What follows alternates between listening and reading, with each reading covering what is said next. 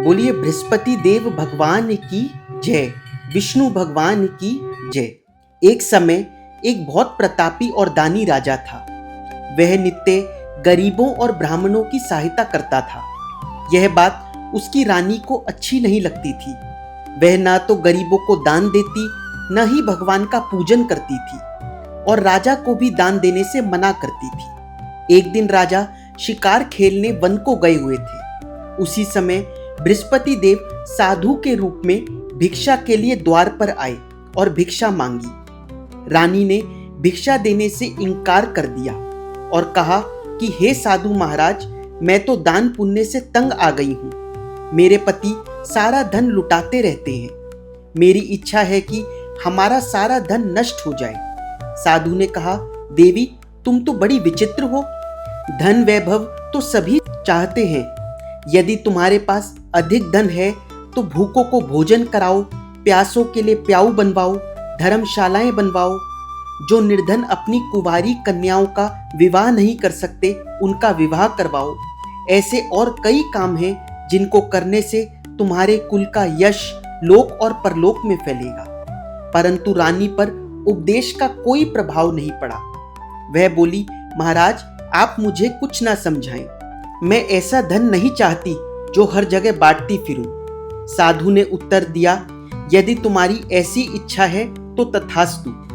तुम ऐसा करना कि बृहस्पतिवार के दिन घर को गोबर से लीपना, अपने केशों को धोना, राजा को हजामत करवाने की कहना, भट्टी चढ़ाकर कपड़े धोना। ऐसा करने से तुम्हारा सारा धन नष्ट हो जाएगा। यह कहकर साधु महाराज वहां से अंतर्ध्यान हो गए। साधु के अनुसार कई बातों को पूरा करते हुए केवल 3 बृहस्पतिवार ही बीते थे कि राजा रानी की समस्त धन संपत्ति नष्ट हो गई और वे भोजन के लिए भी दोनों समय तरसने लगे। एक दिन राजा ने रानी से कहा कि हे रानी, तुम यहीं रहो, मैं दूसरे देश को जाता हूँ, क्योंकि यहाँ पर सभी लोग मुझे जानते हैं, इसलिए मैं कोई छोटा कार्य नहीं कर सकता। ऐसा कहकर राजा प्रदेश चला गया। वहां जंगल से लकड़ी काट कर लाता और शहर में बेचता। इस तरह वह अपना जीवन व्यतीत करने लगा। एक बार जब रानी और दासी को 7 दिन तक बिना भोजन के रहना पड़ा, तो रानी ने अपनी दासी से कहा, हे दासी, पास ही के नगर में मेरी बहन रहती है। वह बड़ी धनवान है। तू उसके पास जा और कुछ ले आ, ताकि थोड़ी बहुत गुजर बसर हो जाए। दासी रानी की बहन के पास गई। उस दिन गुरुवार था और रानी की बहन उस समय बृहस्पतिवार व्रत की कथा सुन रही थी। दासी ने रानी की बहन को अपनी रानी का संदेश दिया, लेकिन रानी की बहन ने कोई उत्तर नहीं दिया। जब दासी को रानी की बहन से कोई उत्तर नहीं मिला तो वह बहुत दुखी हुई और उसे क्रोध भी आया। दासी ने वापस आकर रानी को सारी बात बता दी। सुनकर रानी ने अपने भाग्य को कोसा। उधर रानी की बहन ने सोचा कि मेरी बहन की दासी आई थी, परंतु मैं उससे कुछ नहीं बोली तो वह बहुत दुखी हुई होगी। पूजन व कथा पूर्ण कर वह अपनी बहन के घर आई और कहने लगी, हे बहन, मैं बृहस्पतिवार का पूजन कर रही थी। तुम्हारी दासी मेरे घर आई थी, परंतु जब तक कथा होती है तब तक न तो उठते हैं और न ही बोलते हैं, इसलिए मैं नहीं बोली। कहो बहन, दासी क्यों आई थी? तब रानी बोली, बहन तुमसे क्या छिपाऊं, हमारे घर में खाने तक को अनाज नहीं है। ऐसा कहते कहते रानी की आंखें भर आई। उसने दासी समेत पिछले 7 दिनों से भूखे रहने की बात अपनी बहन को बताई। रानी की बहन बोली, सुनो बहन, भगवान बृहस्पति देव सबकी मनोकामना पूर्ण करते हैं। देखो, शायद तुम्हारे घर में भी अनाज रखा हो। पहले तो रानी को विश्वास नहीं हुआ, पर बहन के आग्रह करने पर उसने अपनी दासी को अंदर भेजा तो उसे सचमुच अनाज से भरा हुआ एक घड़ा मिला। यह देखकर दासी को बहुत हैरानी हुई। दासी रानी से कहने लगी, हे रानी, जब हमें भोजन नहीं मिलता था तो हम व्रत ही तो करते थे, इसलिए क्यों ना इनसे व्रत और कथा की विधि पूछ ली जाए, ताकि हम भी व्रत और कथा किया करेंगे। तब रानी ने अपनी बहन से बृहस्पतिवार के व्रत की पूरी विधि बताने को कहा। उसकी बहन ने बताया, बृहस्पतिवार के व्रत के दिन चने की दाल और मुनक्का से विष्णु भगवान का केले की जड़ में पूजन कर घी का दीपक जलाएं। कथा सुनकर पीला भोजन ही करें, इससे बृहस्पति देव प्रसन्न होते हैं। इस तरह व्रत और पूजन विधि बताकर रानी की बहन अपने घर को लौट आई। 7 दिन के बाद जब गुरुवार आया तो रानी और दासी ने व्रत रखा। दासी गुड़साल में जाकर चना और गुड़ ले आई, फिर उनसे केले की जड़ में विष्णु भगवान का पूजन किया। अब पीला भोजन कहाँ से आए, इस बात को लेकर दोनों बहुत चिंतित थे, क्योंकि उन्होंने सच्ची श्रद्धा से व्रत रखा था। इसलिए बृहस्पति देव प्रसन्न होकर एक साधारण व्यक्ति का रूप धारण कर 2 थालों में सुंदर पीला भोजन दासी को दे गए। भोजन पाकर दासी प्रसन्न हुई और फिर रानी के साथ मिलकर भोजन ग्रहण किया। उसके बाद वे हर गुरुवार को व्रत और पूजन करने लगी। बृहस्पति भगवान की कृपा से उनके पास फिर से बहुत धन संपदा हो गई, परंतु रानी फिर से पहले की तरह आलस्य करने लगी। तब दासी बोली, देखो रानी, तुम पहले भी इस प्रकार आलस्य करती थी। तुम्हें धन रखने में कष्ट होता था, इसलिए तुम्हारा सभी धन नष्ट हो गया। बड़ी मुसीबतों के बाद हमने यह धन पाया है, इसलिए तुम्हें दान पुण्य करना चाहिए, भूखे मनुष्यों को भोजन कराना चाहिए और धन को शुभ कार्यों में खर्च करना चाहिए, जिससे तुम्हारे कुल का यश बढ़ेगा, स्वर्ग की प्राप्ति होगी और पितृ प्रसन्न होंगे। दासी की बात मानकर रानी अपना धन शुभ कार्यों में खर्च करने लगी, जिससे पूरे नगर में उसका यश फैलने लगा। एक दिन राजा दुखी होकर जंगल में एक पेड़ के नीचे बैठा था। वह अपनी दशा को याद करके व्याकुल होने लगा। बृहस्पतिवार का दिन था। एकाएक उसने देखा कि वन में एक साधु चले आ रहे। साधु आकर बोले, हे लक्कड़हारे, इस सुनसान जंगल में तू क्यों चिंता में बैठा है? लक्कड़हारे ने दोनों हाथ जोड़कर प्रणाम किया और उत्तर दिया, महात्मा जी, आप तो सब कुछ जानते हैं, मैं क्या कहूँ। यह कहकर वह राजा रोने लगा और साधु को अपनी आत्मकथा सुनाई। साधु ने कहा, तुम्हारी स्त्री ने बृहस्पतिवार के दिन बृहस्पति देव का निरादर किया था, जिससे रुष्ट होकर उन्होंने तुम्हारी यह दशा कर दी। अब तुम मेरे कहने पर चलो तो तुम्हारे सभी कष्ट दूर हो जाएंगे और भगवान पहले से भी अधिक संपत्ति देंगे। तुम बृहस्पति के दिन कथा किया करो, 2 पैसे के चने व मुनक्का लाकर उसका प्रसाद बनाओ और शुद्ध जल के लोटे में गुड़ मिलाकर अमृत तैयार करो। कथा के पश्चात अपने परिवार और सुनने वाले प्रेमियों में अमृत व प्रसाद बांटकर स्वयं भी ग्रहण करो। ऐसा करने से भगवान तुम्हारी सभी मनोकामनाएं पूरी करेंगे। साधु के ऐसे वचन सुनकर लक्कड़हारा बोला, हे प्रभु, मुझे लकड़ी बेचकर इतना पैसा नहीं मिलता जिससे भोजन के उपरांत कुछ बचा सकूं। मैंने रात्रि में अपनी स्त्री को व्याकुल देखा है। मेरे पास कुछ भी नहीं जिससे मैं उसकी खबर मंगा सकूं। साधु ने कहा, हे लक्कड़हारे, तुम किसी भी बात की चिंता मत करो। बृहस्पतिवार के दिन तुम रोजाना की तरह लकड़ियां लेकर शहर को जाओ। तुमको रोज से दुगना धन प्राप्त होगा, जिससे तुम भोजन भी कर सकोगे और बृहस्पति देव की पूजा का सामान भी आ जाएगा। मैं तुम्हें अब बृहस्पति देव की कथा सुनाता हूँ। प्राचीन काल में एक ब्राह्मण रहता था। वह बहुत निर्धन था। उसकी स्त्री बहुत मलिनता के साथ रहती थी। वह न तो प्रतिदिन स्नान करती और न ही किसी देवता का पूजन करती थी। इससे ब्राह्मण देवता बड़े दुखी थे। कुछ समय पश्चात ब्राह्मण के घर एक सुंदर कन्या पैदा हुई। कन्या बड़ी होने पर प्रातः स्नान करके विष्णु भगवान का जाप व बृहस्पतिवार का पूजन एवं व्रत करने लगी। अपने पूजन पाठ को समाप्त करके पाठशाला जाती तो अपनी मुट्ठी में जौ भर के ले जाती और पाठशाला के मार्ग में डालती जाती। तब ये जौ सोने के हो जाते और स्कूल से लौटते समय वह उनको बीन कर घर ले आती। एक दिन वह बालिका सूप में उन सोने के जौ को फटक कर साफ कर रही थी। तब उसके पिता ने देखा और कहा, हे बेटी, सोने के जौ के लिए सोने का सूप भी होना चाहिए। दूसरे दिन बृहस्पतिवार था। इस दिन कन्या ने व्रत रखा और बृहस्पति देव से प्रार्थना करने को कहा कि मैंने आपकी पूजा सच्चे मन से की है, तो मेरे लिए सोने का सूप भी दे दो। बृहस्पति देव ने उसकी प्रार्थना स्वीकार कर ली। रोजाना की तरह वह कन्या जौ फैलाती हुई जाने लगी। जब लौटकर जौ बीन रही थी तो बृहस्पति देव की कृपा से उसे मार्ग में सोने का सूप भी मिल गया। अब एक दिन की बात है, वह कन्या सोने के सूप में जौ साफ कर रही थी। उस समय उस नगर का राजपुत्र वहां से होकर निकला।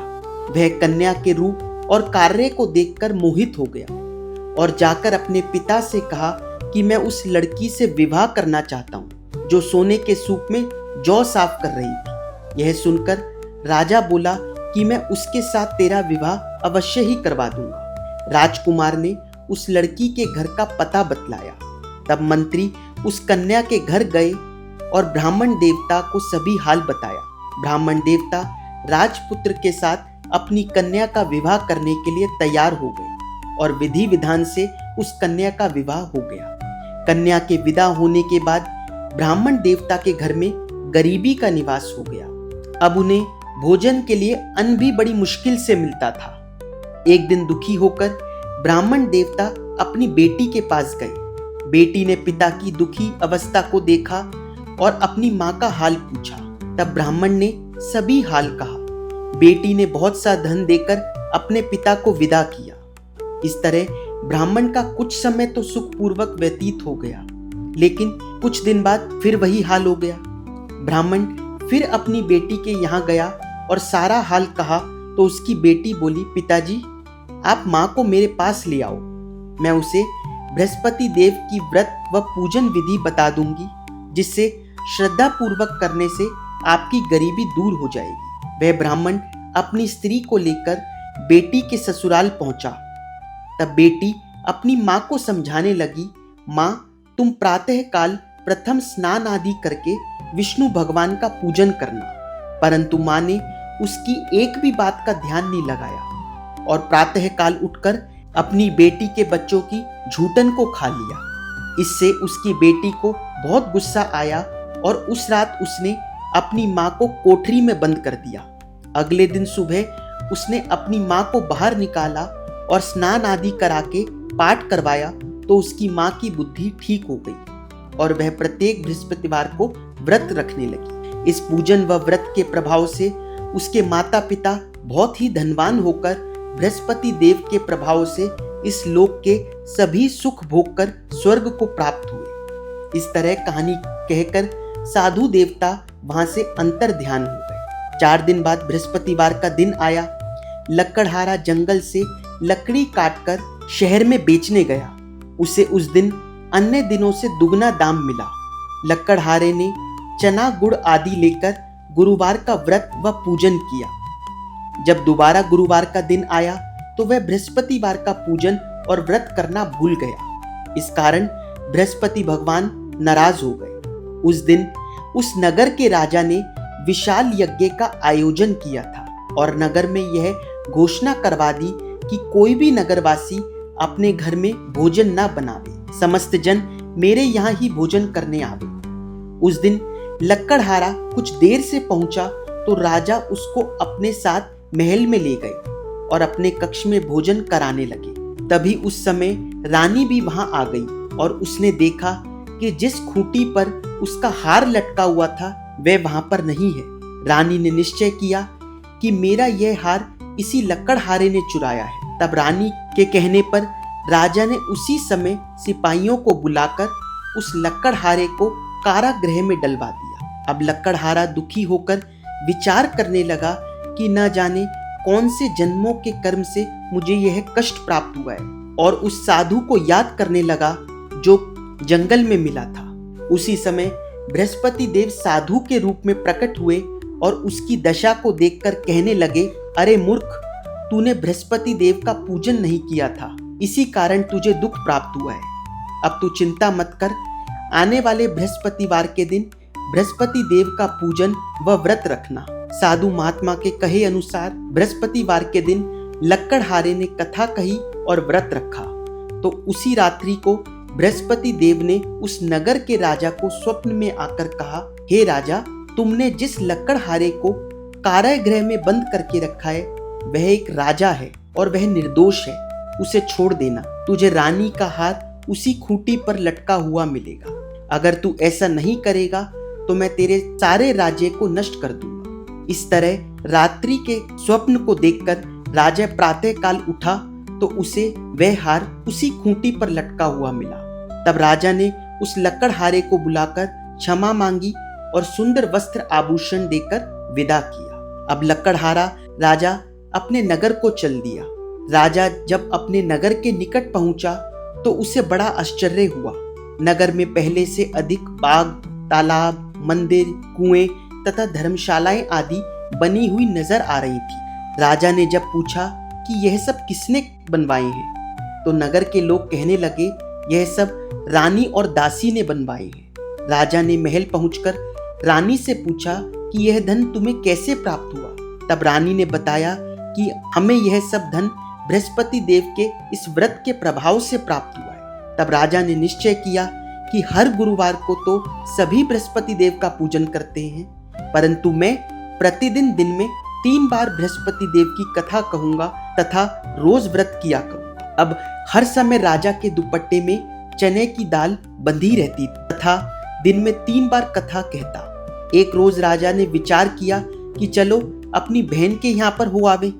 इस तरह निश्चय कर राजा घोड़े पर सवार हो अपनी बहन के यहाँ जाने को निकल गया। मार्ग में उसने देखा कि कुछ आदमी एक अर्थी को लिए जा रहे हैं। उन्हें रोककर राजा कहने लगा, अरे भाइयों, मेरी बृहस्पति देव की कथा सुन लो।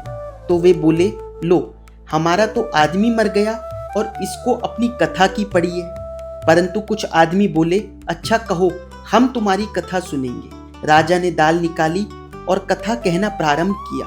अभी कथा आधी ही हुई थी कि अर्थी पर लेटा हुआ मुर्दा हिलने लगा और कथा समाप्ति पर राम राम कहता हुआ वह मुर्दा उठकर खड़ा हो गया। बोलो बृहस्पति भगवान की जय। आगे बढ़ते हुए मार्ग में राजा को एक किसान खेत में हल चलाता मिला। राजा ने उसे रोककर कहा, अरे भैया, तुम मेरी बृहस्पतिवार की कथा सुन लो। किसान बोला, जब तक मैं तेरी कथा सुनूंगा तब तक 4 हरिया जोत लूंगा। तू अपनी कथा किसी और को सुनाना। यह सुनकर राजा आगे चलने लगा। राजा के आगे बढ़ते ही बैल पछाड़ खाकर गिर गए और किसान के पेट में बड़ी जोरों से दर्द होने लगा। उस समय किसान की माँ रोटी लेकर आई। उसने जब यह देखा तो किसान से सब हाल पूछा। अपने बेटे की बात सुनकर वह बुढ़िया दौड़ी दौड़ी उस घुड़सवार राजा के पास गई और उससे बोली कि मैं तेरी कथा सुनूंगी, तू अपनी कथा मेरे खेत में चलकर ही कहना। राजा ने बुढ़िया के खेत पर जाकर कथा कही। कथा सुनने के उपरांत ही बैल उठ खड़े हुए और किसान के पेट का दर्द भी ठीक हो गया। राजा अपनी बहन के घर पहुंचा। बहन ने भाई की खूब मेहमानी करी। दूसरे दिन प्रातःकाल राजा जगा तो वह देखने लगा कि सब लोग भोजन कर रहे हैं। राजा ने अपनी बहन से कहा कि ऐसा कोई है क्या जिसने भोजन नहीं किया हो और मेरी बृहस्पतिवार की कथा सुन ले। बहन बोली, भैया, यह देश ऐसा ही है। पहले यहाँ लोग भोजन करते हैं, बाद में अन्य काम करते हैं। अगर कोई पड़ोस में हो तो मैं देख कर आती हूँ। कई घर देखने के बाद भी उसे ऐसा व्यक्ति नहीं मिला जिसने भोजन ना किया हो। कुछ दूर और जाने पर वह एक कुम्हार के घर पहुंची जिसका लड़का बीमार था। उसे मालूम हुआ कि कुम्हार के यहाँ 3 दिन से किसी ने भोजन नहीं किया है। रानी ने अपने भाई की कथा सुनने के लिए कुम्हार से कहा तो वह तैयार हो गया। राजा ने कुम्हार के घर जाकर उसके परिवार को बृहस्पतिवार की कथा सुनाई, जिसे सुनकर कुम्हार का लड़का ठीक हो गया। ऐसा होने पर चारों ओर राजा की प्रशंसा होने लगी। एक दिन राजा ने अपनी बहन से कहा कि हे बहन, हम अपने घर को जाएंगे, तुम भी तैयार हो जाओ। राजा की बहन ने अपनी सास से पूछा। सास ने कहा, हाँ चली जा, परंतु अपने लड़कों को मत ले जाना क्योंकि तेरे भाई के कोई औलाद नहीं है। बहन ने राजा से कहा, भैया, मैं तो चलूंगी पर कोई बालक नहीं जाएगा। तब राजा बोला कि जब कोई बालक ही नहीं चलेगा तब तुम भी क्या करोगे। बड़े दुखी मन से राजा अपने नगर को लौट आया। राजा ने अपनी रानी से कहा कि हम निर्वंशी राजा हैं। तब रानी बोली, हे प्रभु, बृहस्पति देव ने हमें सब कुछ दिया है, वह हमें औलाद भी अवश्य देंगे। उसी रात बृहस्पति देव ने राजा को स्वप्न में आकर कहा, हे राजा उठ, सभी चिंताएं त्याग दे, तेरी रानी गर्भ से है।